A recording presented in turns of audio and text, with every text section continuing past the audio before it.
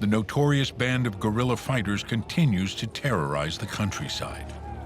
And then they catch wind of the cattle drive heading in their vicinity.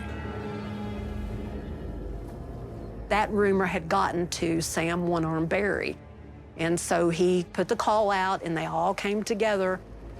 Now, were they really worried about people stealing cows? I don't know. There was a union paymaster there. There's a lot of money in that lockbox. The trio of investigators has pieced together what happened next from first-hand accounts, military reports, news articles, and local lore.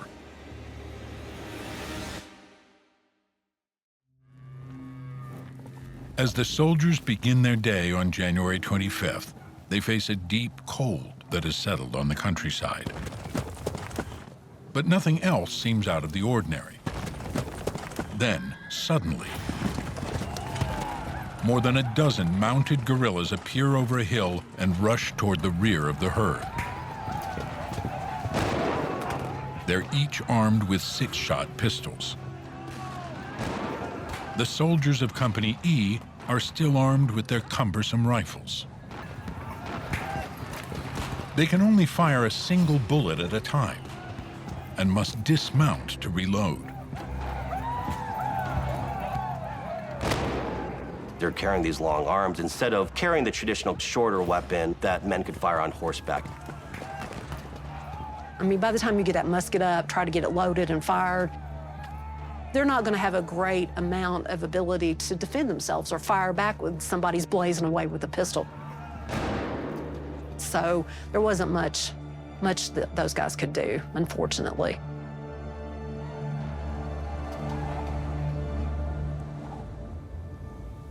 So once the attack occurred, there was no leadership, there was no organization, there was no response, and most of the men were shot either trying to get away or in the back, or was not really a battle. It was basically a slaughter.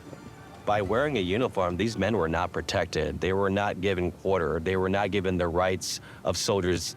It was just one other incident of the brutality and this faced by these troopers in 1864 and 1865.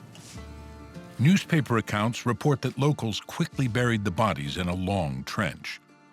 The next day, a dispatch reaches Camp Nelson requesting additional troops. But as far as is known, no one logs the location of the gravesite. The soldiers never receive a proper military burial. There was never any effort to identify what happened to those men. I mean, there was no efforts to figure out where they were buried, what happened to them, because, and in large part because they were colored troops, because they were dispensable. They just said missing in action at Simpsonville. That's how it was recorded.